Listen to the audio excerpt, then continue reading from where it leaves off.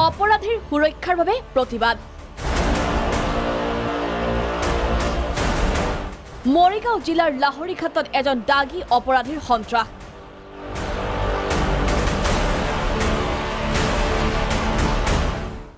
যিজনে ৰাজনৈতিক ক্ষমতাৰ অপপ্ৰয়োগ কৰি বিভিন্ন সময়ত নিৰীহৰ ওপৰত চলাই আহিছে অত্যাচাৰ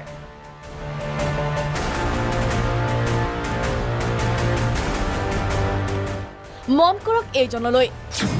নাম গুলজাৰ হুছেইন অসম গণ পৰিষদৰ স্থায়ী নেতা এইজন গুলজাৰ হুছেইন বৰ্তমান তুলসীবৰী গাঁও পঞ্চায়ত আৰু টেঙাগুৰি সমবায় সমিতিৰ সভাপতি কিন্তু গুলজাৰৰ বিৰুদ্ধে আছে সীমাহীন অভিযোগ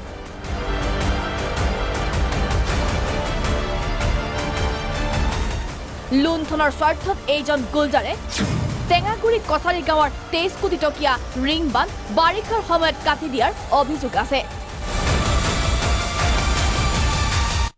যাৰ বাবে গুলজাৰ হুছেইনৰ বিৰুদ্ধে লাহৰীঘাট থানাত পঞ্জীয়ন হৈ আছে 304/2019 নম্বৰৰ গোচৰ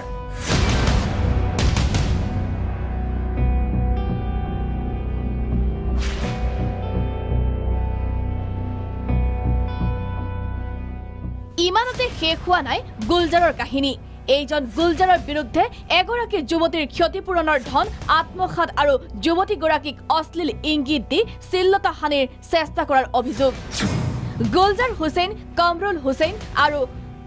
আকাশ আলীৰ বিৰুদ্ধে লাহৰীঘাট থানাত পঞ্জীয়ন হৈ আছে 367/2019 নম্বৰৰ গোচৰ প্ৰকৃততে কি ঘটিছিল যুৱতীগৰাকীৰ লগত ভিজন প্ৰাগৰ কেমেৰাত যুৱতীগৰাকীৰ বিস্ফোৰক মন্তব্য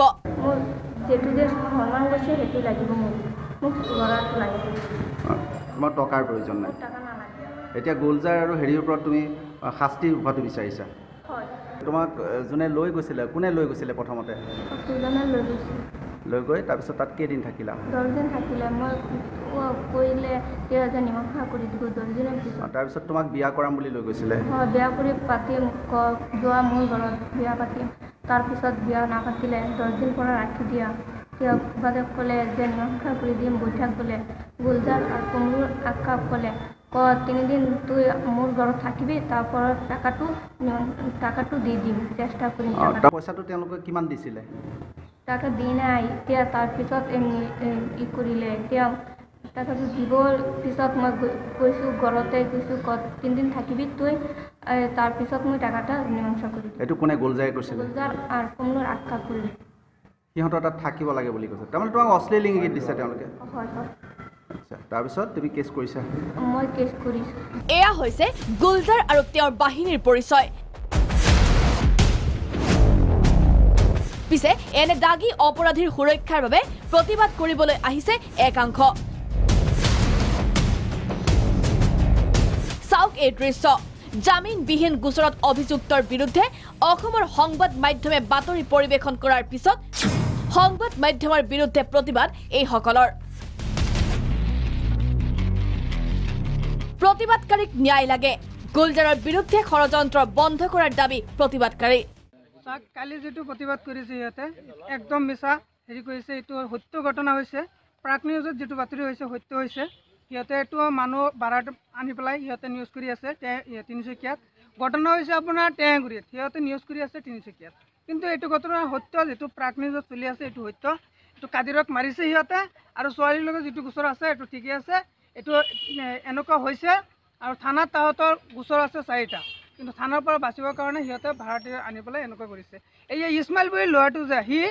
আপুনি যদি 500 টকা দিয়ে সি তাতেই যাব এইটো ভাড়াটি নি পেলাই এনেকুৱা কাম কৰিছে মাটাউৰি কাটিছে তুলসীবৰীত মানুহক মাৰিছে টেঙাগুৰিত ধৰ্ণা হৈছে গৈ তিনিচুকীয়াত এটা আজব কথা আৰু যেহেতু আপোনালোকৰ প্ৰাগ নিউজলৈ এটা মোৰ অশেষ মানে এটা মোৰ শ্ৰদ্ধাৰে কৈছোঁ যোনখিনি আপোনালোকে কৰিছে এটা নিউজ চেনেলৰ যিমান কৰণীয় কাম আজি লাহৰীঘাট সমষ্টিৰ হৈ নহয় আপোনাৰ লাহৰীঘাট সমষ্টিৰ প্ৰতিজন জনসাধাৰণৰ হৈ আপোনালোকে যিটো নিউজ কৰিছে সঁচাকৈ কৈছোঁ কাৰ মনত কিমান ভাল পায়, কোনে কিমান সুখী হৈ নাজানো, লাহৰীঘাট সমষ্টিৰ মানুহ কিন্তু সঁচাকৈ বহুত আনন্দিত হৈছে। 50-60জন মানুহ আজিকালি একো ডাঙৰ কথা নহয়, কাৰণ 2-4টা গাঁৱৰ পৰা যদি 3-4-5টা ফ্ৰেণ্ড একলগ হয়, তথাপিও আৰু 4-5জন 10জন একলগ হৈ শুনে কি কথা পাতি আছে। সেইটো যুগতে আজি গুলজাৰ হুছেইন যিহেতু টেঙাগুৰি সমবায় সমিতিৰ চেয়াৰমেন আৰু তুলসীগুৰি গাঁও পঞ্চায়তৰ প্ৰেচিডেণ্ট, চ' তেওঁ মাতিলে 2-4জন 10জন মানুহ অহাটো ডাঙৰ কথা নহয়। হয়তো বেলেগ কিবা কামৰ কাৰণে মাতি আনি পেলাই পিছতে হয়তো তেওঁলোকে ধৰ্ণা প্ৰতিযোগিতা কৰিছে, তেনেকুৱা কৰিছে। কিন্তু আজি চাওক, তেওঁলোকে নিজেই 6-7জন ভাই ককাই আছে, তেওঁলোকৰ ভনী জোৱাই আছে, তেওঁলোকৰ চাচাৰ ল'ৰা, মামাৰ ল'ৰা এনেকুৱাও থাকিব পাৰে। চ' বজাৰত যিহেতু হৈছে, বজাৰত আৰু 2-4জন আহিবও পাৰে। সেইটো 50-60জন মানুহ আমি একো ডাঙৰ বুলি নাভাবোঁ। আৰু যিহেতু ঘটনা হৈছে টেঙাগুৰিত, তিনিচুকীয়াত এইবিলাক বাহানা কৰি পেলাই মোৰ মতে, মই এই স্থানীয় যুৱক হিচাপে মোৰ মতে এইটো যুক্তিসংগত নহয়। প্ৰতিবাদকাৰী কেৱল গুলজাৰৰ ন্যায় বিচৰা নাই, বিচাৰিছে কামৰুল হুছেইন আৰু আক্কাছ আলীৰো ন্যায়। ভিজন প্ৰাগৰ দৰ্শকৰ জ্ঞাতাৰ্থে জনাও যে এইসকলৰ বিষয়ে কামৰুল হুছেইনৰ বিৰুদ্ধে লাহৰীঘাট থানাত পঞ্জীয়ন হৈ আছে 346/2019 নম্বৰৰ গোচৰ।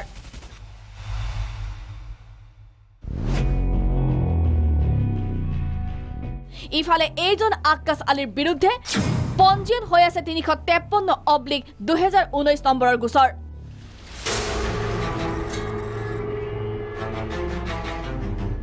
এইসকলৰ সবিশেষ ফাদিল কৰা হ'ব পৰৱৰ্তী প্ৰতিবেদনত।